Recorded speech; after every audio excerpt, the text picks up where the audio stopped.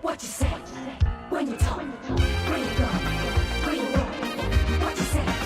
When you talk? I urge you as always to be careful in what you do, how you say it, how you handle it. Be nice, be loving, be careful with yourself. And as I did say to you very early this morning, yeah, as part of my morning program today, I'll be having, as a matter of fact, as most folks would say, the icing on the cake in relation to my programming today is about to be placed now. And what do I mean by that? Well, I did promise you a very special interview this morning, and that interview was going to be with His Excellency Victor Clarke, who is the resident British High Commissioner to Grenada. I have never spoken to His Excellency as before, but the High Commissioner before him, I spoke to her a couple of times, and it's always nice to make contact with people who represent their different countries in Grenada. It's always nice to know how they're doing, where they're from, what they like, but we're probably not going to get into all those fandangles about what he likes and what he doesn't like, and maybe we find out if he's ever been to St. Patrick. We probably ask him that question. You know what? Let me just stop all of this and bring in the High Commissioner. And High Commissioner Victor Clarke, good morning to you, sir, and how are you doing? Good morning to you, yourself, and all of your listeners. Very good. Happy to be here, and it's always sunny here in Grenada as well, so it's a good day. Great. Now, High Commissioner, this morning we're here basically to speak about the Shivnin situation in relation to what is Shivnin and how can persons in Grenada benefit from him. So tell me, what is Shivnin? So Shivnin is the British government's annual kind of program to fully fund scholarships which support a one-year master's degree in any subject and at any UK university. We recently, I think a couple of weeks ago, announced this year's successful Grenadian candidates, which we had 4 Grenadians who we're going to be sending off next month to the UK to study master's degrees in the UK. And in next week, we open up the application process for next year's Shivnin scholarships. So from the 12th of September, the application period opens and will run through to the 7th of November.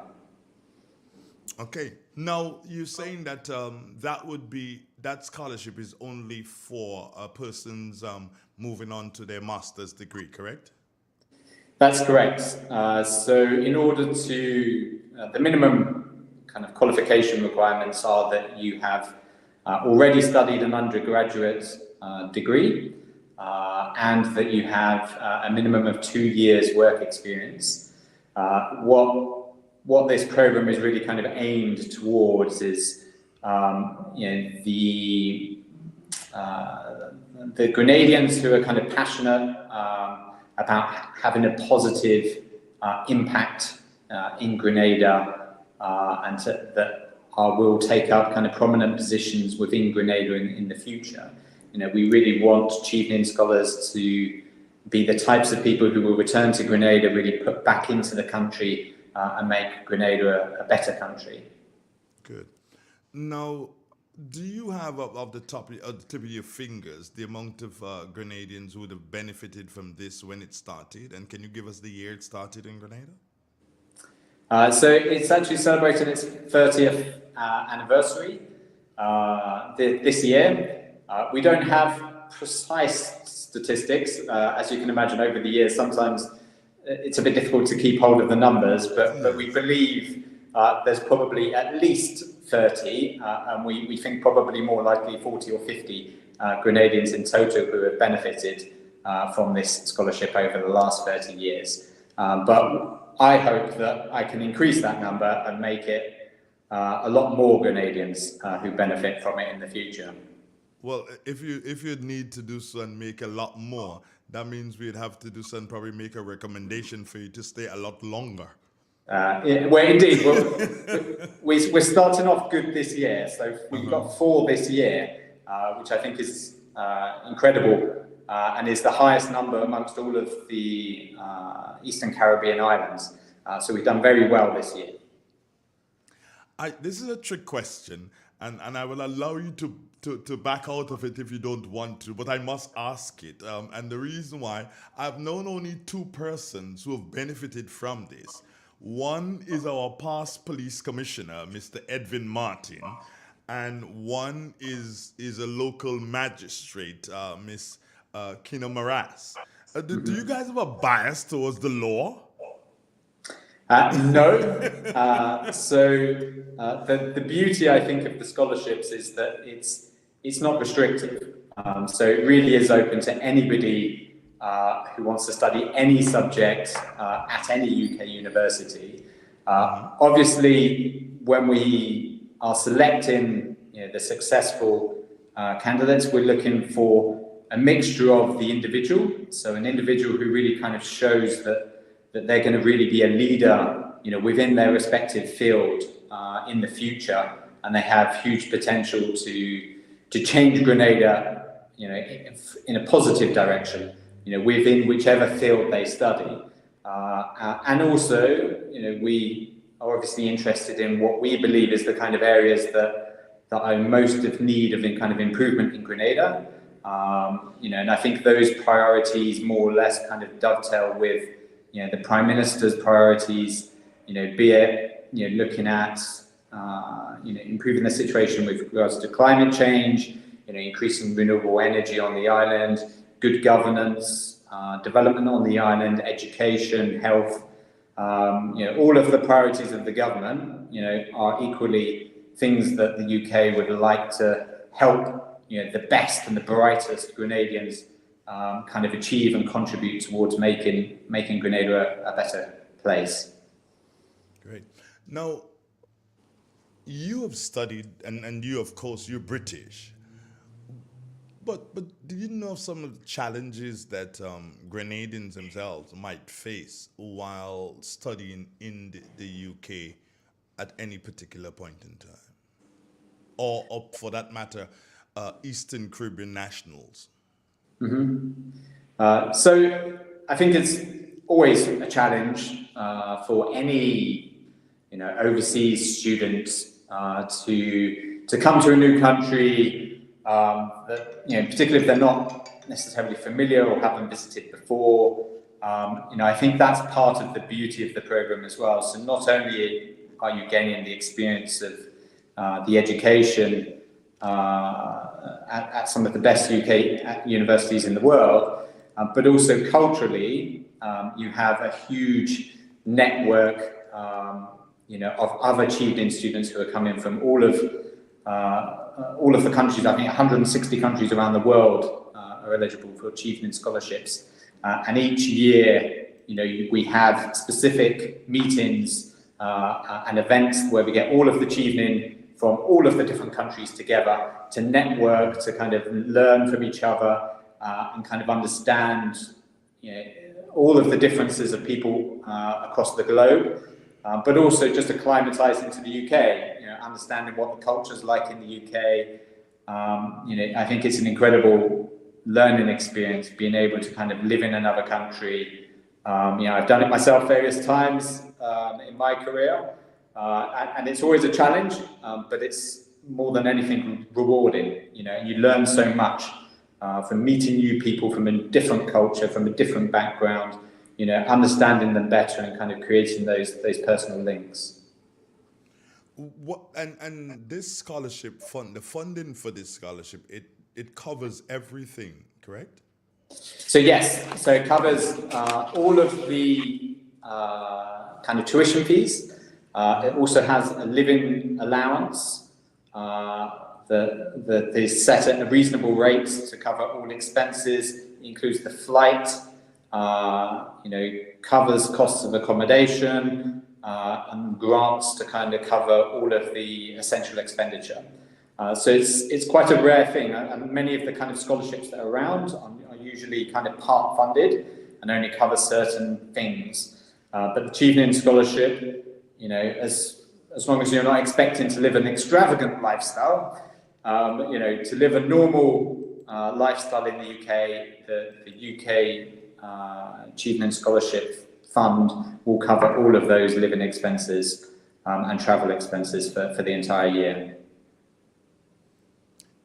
What happens if a person is married and wanting to travel with spouse? Is that taken into consideration? So, yes, at the moment, the situation is that spouses may travel with the applicant and spend the time in the UK with the applicant. These kind of rules sometimes are subject to change, but at the moment, I think for this year, certainly, there's been no change to the current regulations. So thereby, a spouse would be able to kind of travel and kind of immediate kind of dependence of the small children with the applicant to the UK. Is the organization, meaning the those who give to make sure that this scholarship is able to continue, are they expecting nationals of different countries who benefit from this? Are they expecting these nationals to return and to give back to their community? So yes, I mean that's a fundamental part of why the British government supports and funds these scholarships. A requirement, and it is included within the application and inclusive of the interview for those who pass to the interview stage, is a full understanding that the expectation is that after their studies, they return to their country and use what they have learned and use the new experiences and qualifications that they've gained to make their own country a better, more developed country. It's the reason we fund these scholarships is not to help necessarily the individuals and their careers, but to help the countries and our links and relationships with the countries with which we sponsor the students to study in the UK. We were supposed to also have on this interview this morning Mr. Brandon Duncan, but unfortunately I will send the link off to him just like I sent the link to you, but I have not seen him onto the platform as yet, and that causes me to sort of veer off a bit. And I know British High Commissioners, they never like to veer off the main topic, but I promise you, at any time you can say I plead the fifth and I wouldn't hold it against you. How long have you been here, sir? I mean, firstly, it's a shame Brendan's not able to join us because I think it's always good. So Brendan is a Chevening student who's studying in the UK right now. So he's there, and I think he's due to come back in the next month or so. So he would really be able to kind of give your listeners here's what we'll do.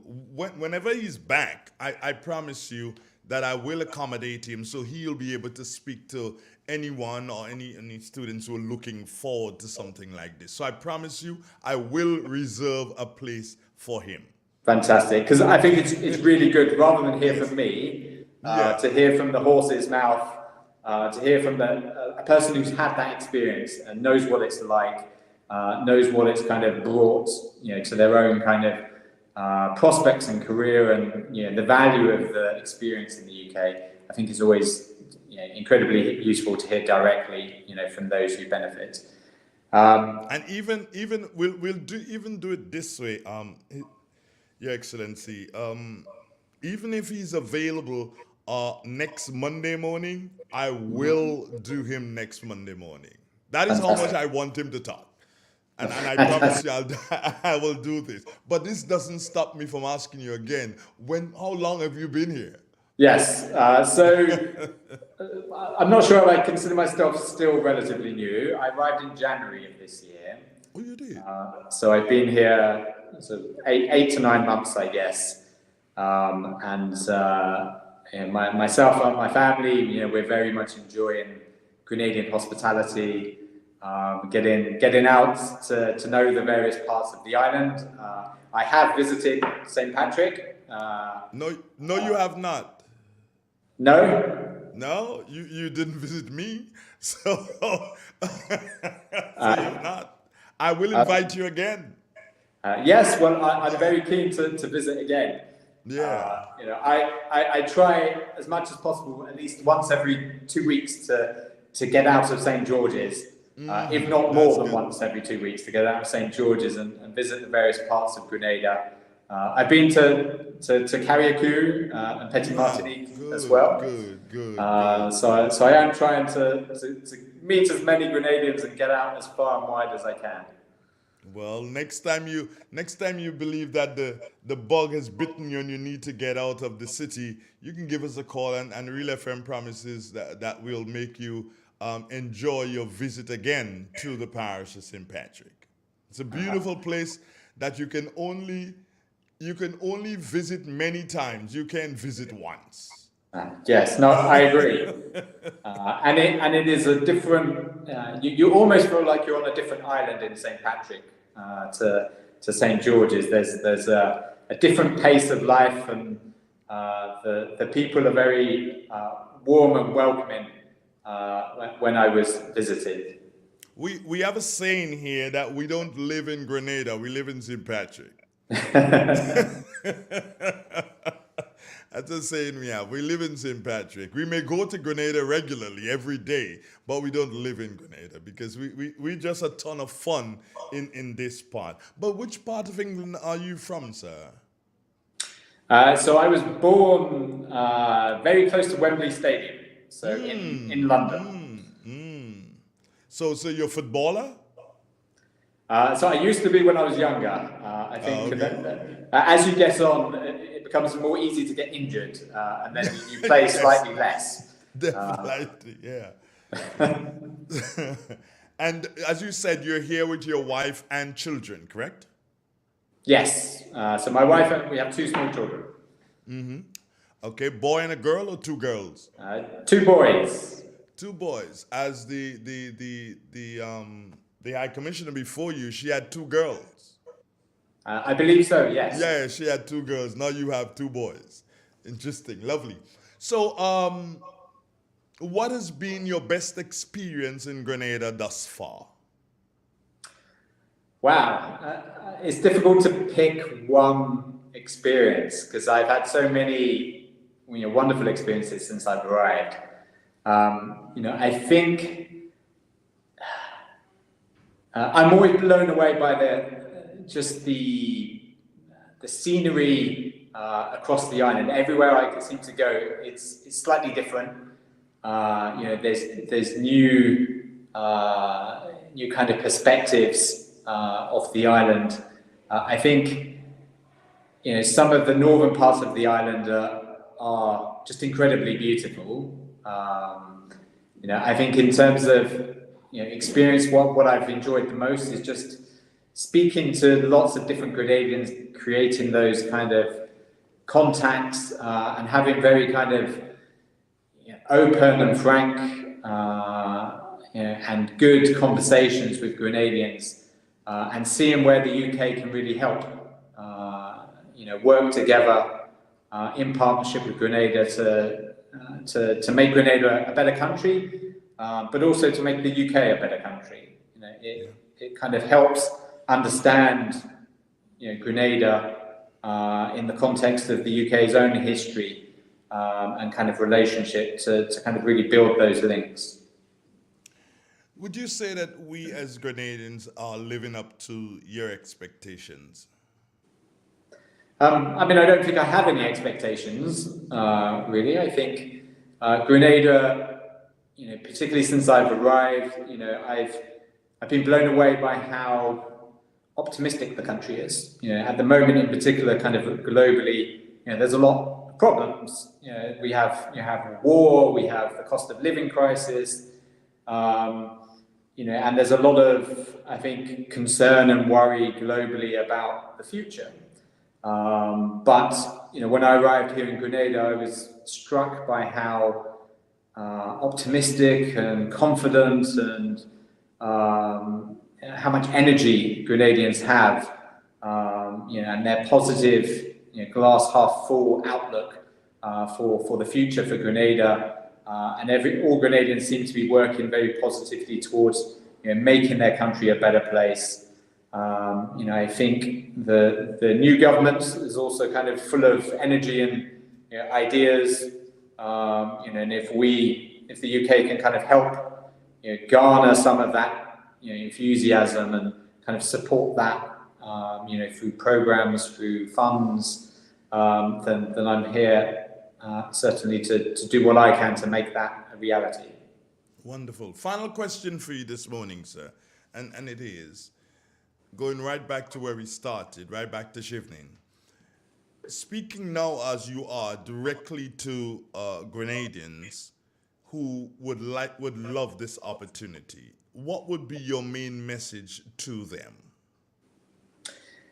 So I think my main message would be,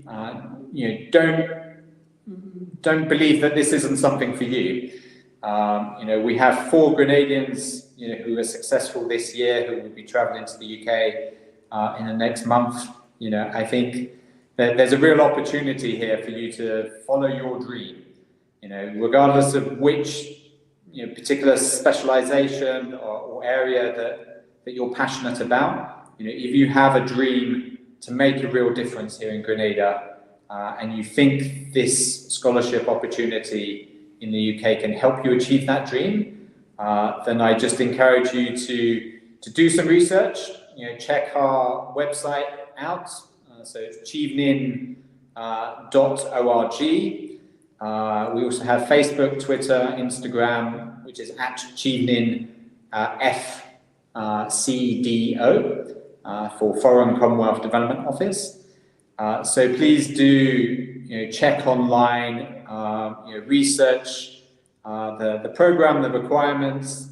Feel free to reach out to the High Commission as well. I would just encourage as many Grenadians as possible to apply. The more Grenadians that we have apply, I think the better chances we have of obtaining even more spots and spaces for Grenadians. There is always kind of competition across, in particular the Eastern Caribbean, and the more spots and places that we can manage to get for Grenada, the better from my perspective. Your Excellency, I take this opportunity on behalf of the Grenadian people to thank you so very much. But on behalf of the Real FM family here, we thank you. And we want to say again, also a special thank you to Miss Kojo for organizing this and making this a reality. And to let you know that our doors are open and we're willing to work along with you and your country, not just your embassy there, but you and your country in making things better for the Grenadian people.